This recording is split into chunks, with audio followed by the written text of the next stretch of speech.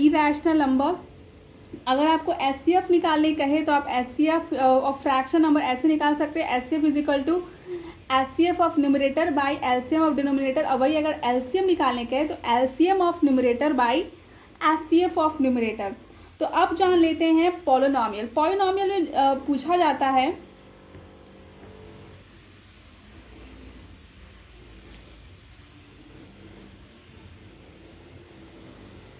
Polynomial start कर रहे हैं हम लोग। तो सबसे पहले क्लास 9 में हम लोग पढ़े होंगे, तो जो हाईएस्ट जो पॉलिनोमियल का जो पावर, जो हाईएस्ट पावर ऑफ एक्स होता है ना, उसको डिग्री ऑफ द पॉलिनोमियल कहते हैं। जैसे कि अगर आपको दिया हुआ है, बहुत ध्यान से पढ़ना, x 5x³ minus 4x² plus x minus √3, तो इसको पूछा जाएगा कि किस पॉलिनोमियल का इसका डिग्री क्या है। तो डिग्री क्या है, हाईएस्ट 3 है, तो इसको कहा जाएगा डिग्री 3। ऐसा क्वेश्चन पूछा जाता है। लेकिन अगर आपको दे दिया ये दे दिया,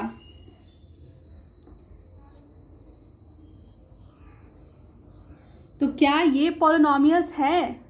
ये पॉलिनोमियल्स नहीं है। इसका भी इंटीजर होता है ना, 3, 2, 1, अगर -1 √2 ऐसा कुछ आ गया तो वो पॉलिनोमियल्स नहीं होता है। ठीक है। अगर कोई पूछे क्वाड्रेटिक पॉलिनोमियल्स जिसका भी पावर 2 होता है वो क्वाड्रेटिक होता है।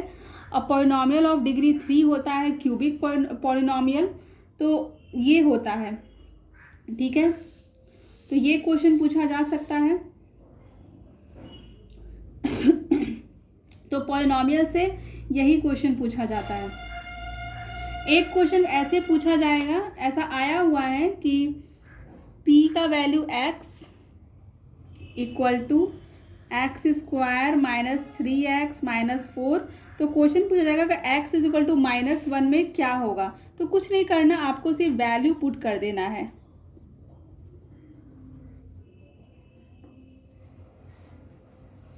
तो आंसर आ जाएगा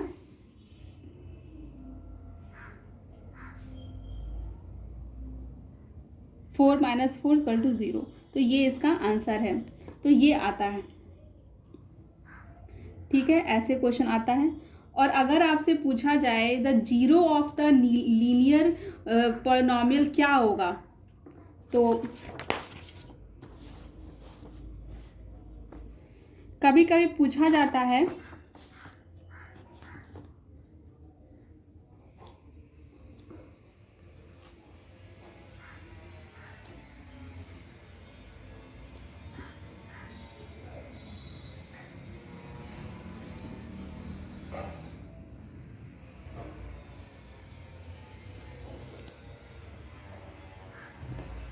जैसे फॉर एग्जांपल आपको दिया हुआ है 2k + 3 0, तो k क्या हो जाएगा, -3/2।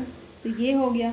वैसे इन जनरल अगर px का दिया हुआ है ax + b, तो k क्या हो जाएगा, -b/a।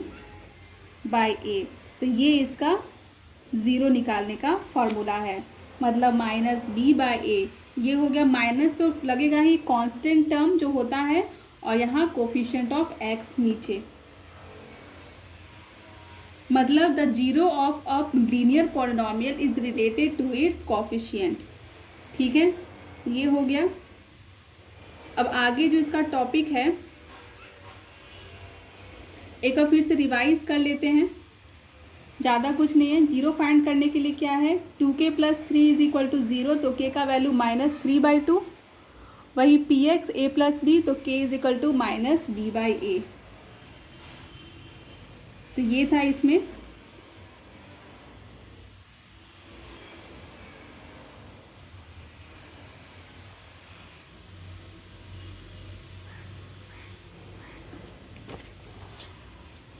और इससे पहले हम लोग पॉलिनोमियल में ये पढ़ लिए, और इसमें आगे डिग्री निकालने के लिए तो आता ही है, एकदम आता है डिग्री निकालने के लिए।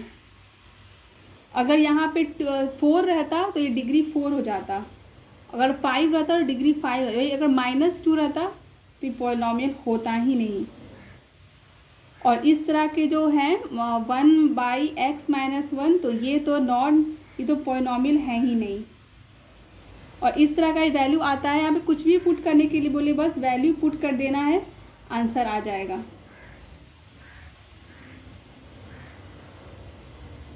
तो अगर आपसे पूछा जाए कि zero of a linear polynomial क्या होता है, तो -b/a ये इसका आंसर है। ठीक है, ऐसे सवाल बहुत सारे आते हैं, जैसे कि आपको सम ऑफ इट्स जीरो निकालने के लिए आता है और प्रोडक्ट ऑफ भी जीरो निकालने के लिए आता है। तो इसका एक फॉर्मूला है, वो यहाँ पे मैं लिख देती हूँ।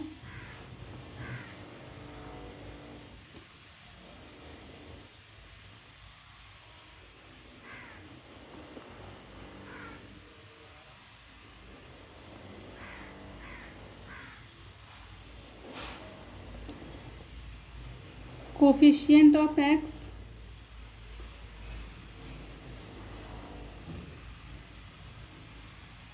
ये है, और वही अगर प्रोडक्ट पूछा जाए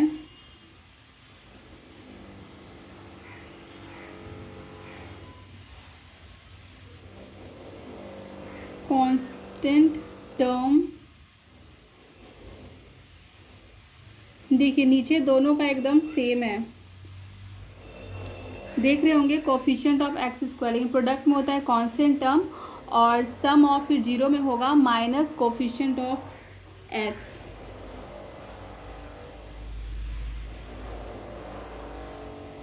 तो लेट मी टेक एग्जाम्पल के थ्रू ज़्यादा समझ में आएगा।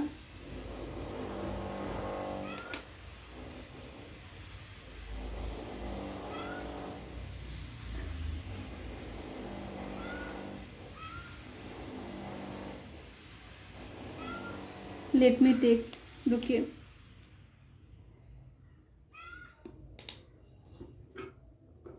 लिया मैंने 2x² - 8x + 6। तो आपने इसको फैक्टराइज करना तो सीखा होगा, कैसे इसको फैक्टराइज करते हैं बीच वाले टर्म को। तो उसको फैक्टराइज करेंगे तो आ जाएगा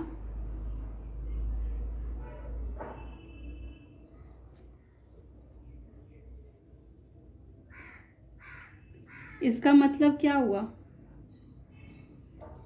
इसका मतलब हुआ कि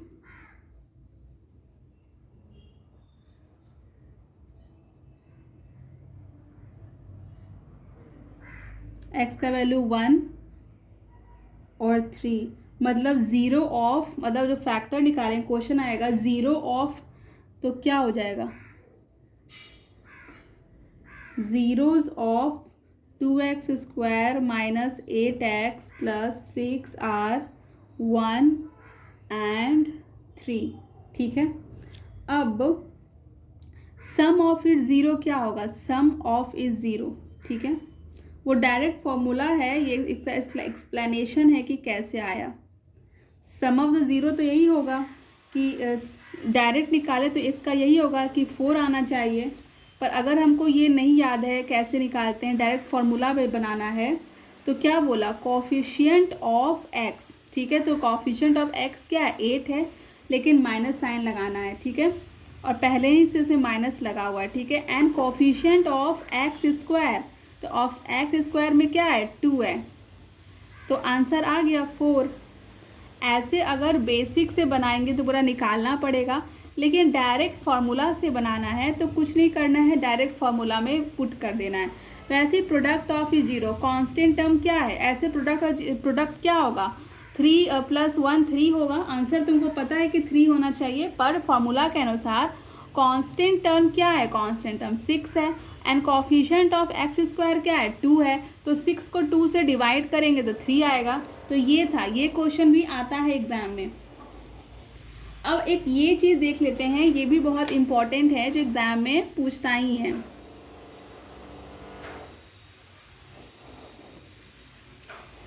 अगर ये क्वाड्रेटिक इक्वेशन ऐसे दिया हुआ है ax² + bx + c, ठीक है।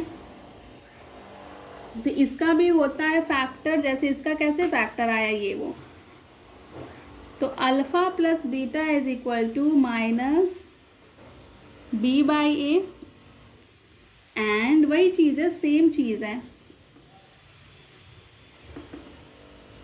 वही चीज़ है। तो पॉलिनॉमियल से मेरे ख्याल से इतना ही है जो बहुत ज़रूरी है। अगर आपका आ गया जैसे ये क्वाड्रेटिक था, अगर ट्राई बायनोमियल आ गया, जैसे पावर 3 आ गया, तब क्या हो जाएगा, alpha plus beta plus gamma is equal to minus B by A, same है।